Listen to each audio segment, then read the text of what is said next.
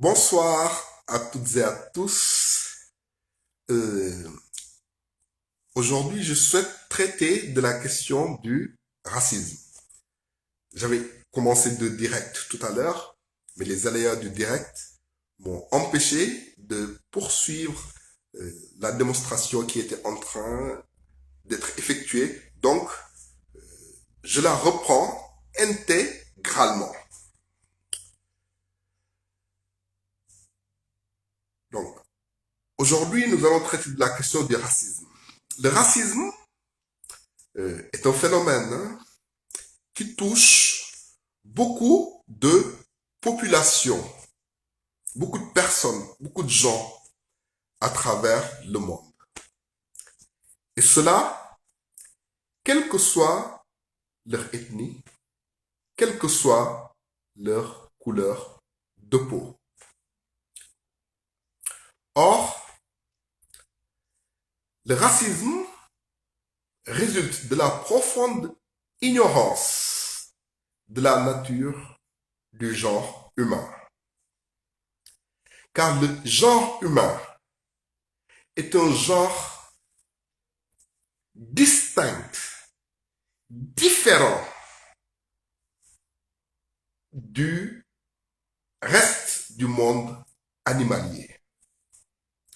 Ce qui caractérise l'être humain, c'est la raison, c'est le raisonnement, c'est la rationalité, c'est la spiritualité, c'est la moralité. Contrairement au reste du monde animalier. Donc l'être humain, depuis son apparition sur Terre, est un être raisonnable, un être doué de raison. Contrairement au reste du monde animalier. Toutefois, dans le reste du monde animalier, il y a un animal, le singe, qui, si vous l'observez, et quand on l'analyse dans ses gènes, est l'animal qui ressemble le plus à l'être humain, quelle que soit sa couleur de peau, que ce soit le noir, que ce soit le blanc, que ce soit l'arabe ou que ce soit l'asiatique.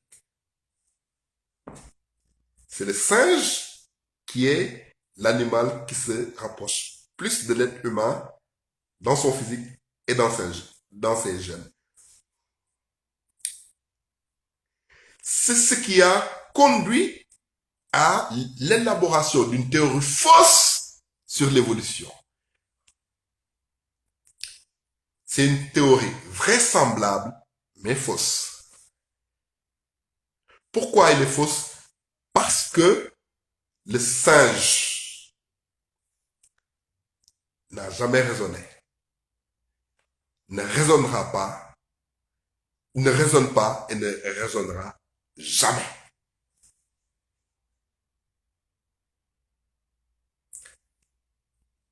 La raison, l'esprit est propre à l'être humain. Et c'est ce qui le distingue nettement, d'une façon étanche, avec une frontière infranchissable avec le reste du monde animalier. Le singe n'a jamais raisonné, ne raisonne toujours pas, ne raisonnera jamais.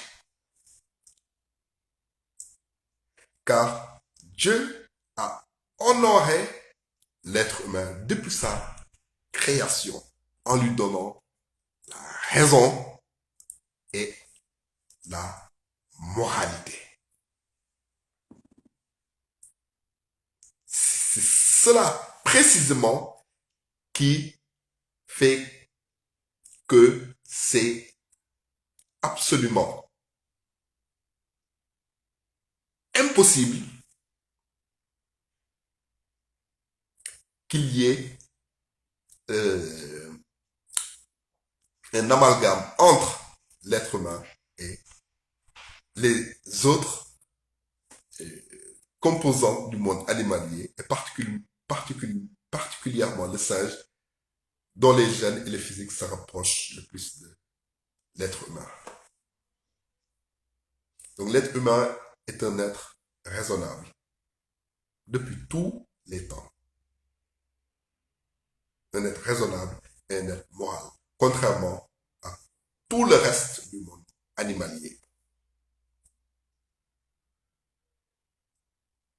Donc, la théorie évolutionniste sur laquelle se fondent certaines théories racistes est une théorie vraisemblable, mais fausse. Absolument fausse. Fausse. Absolument fausse. La vérité, c'est que les premiers hommes, quand les premiers hommes, la vérité, c'est que les premiers hommes, pendant longtemps, les anthropologues croyaient que les premiers hommes euh, étaient apparus en Afrique. Le squelette de Lucie. Et on a découvert récemment qu'il y en avait aussi, peut-être même des squelettes plus anciens d'hominidés en Asie.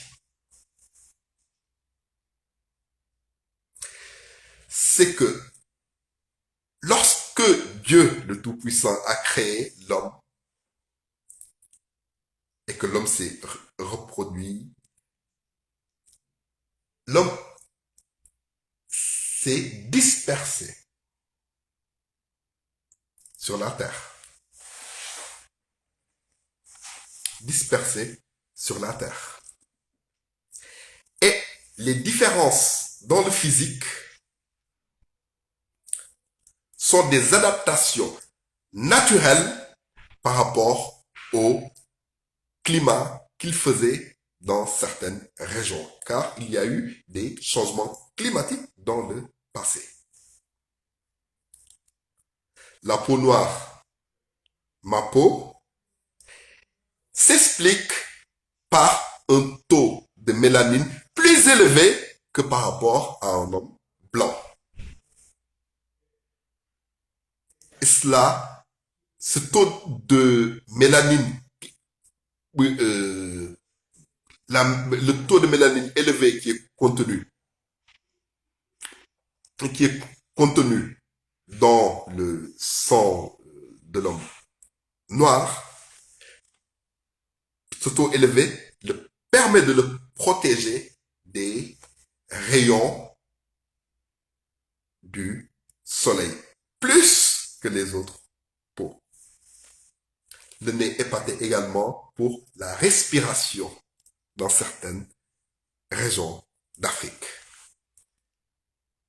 Le taux de mélanine pour le protéger de la chaleur des rayons du soleil en Afrique. De même, si vous voyez les personnes blanches, la chevelure longue pour les protéger du froid de l'homme pendant les périodes de glaciation. Et le nez aquilin pour une respiration plus adaptée en milieu froid.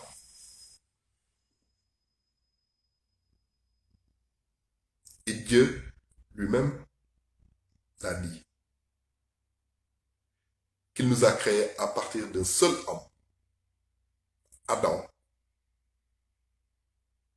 et qu'ensuite qu'il a établi les êtres humains en nations et en tribus pour qu'ils s'entreconnaissent. Et que le plus noble d'entre les êtres humains est le plus pieux. Donc dans cette période singulière de mondialisation, où quelle que soit notre nation, quelles que soient nos origines, nos tribus, nos religions, il y a une interpénétration entre les cultures, entre des populations d'origine différentes, de couleurs de peau différentes. C'est le moment, plus que jamais, de, de fraterniser. De fraterniser. Et de mettre en œuvre ce que Hegel appelle le principe de reconnaissance mutuelle. Hommes noirs, que ce soit les hommes noirs, hommes, femmes noirs, les blancs, les arabes, les asiatiques, musulmans, chrétiens, juifs, athées. Voilà. La mondialisation est au moment où le projet de Dieu qui nous avait créés pour qu'on s'entreconnaisse, pour qu'on s'entreconnaisse les uns les autres, c'est ce projet-là qui se déroule. Et ce sont les hommes eux-mêmes, au vu des nécessités commerciales, des nécessités économiques, qui se déplacent. Voilà. Donc le principe de respect, de reconnaissance mutuelle, de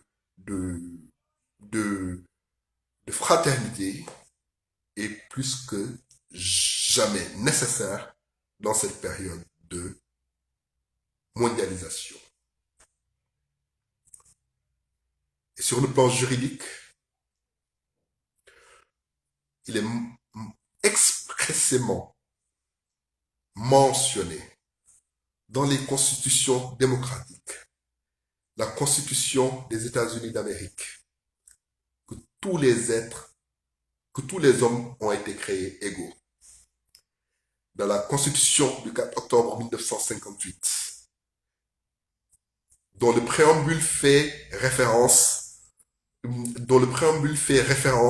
à la Déclaration des droits de l'homme et du citoyen de 1789, article 1, tous les êtres humains, tous les hommes naissent libres et égaux en droit, en dignité et en droit.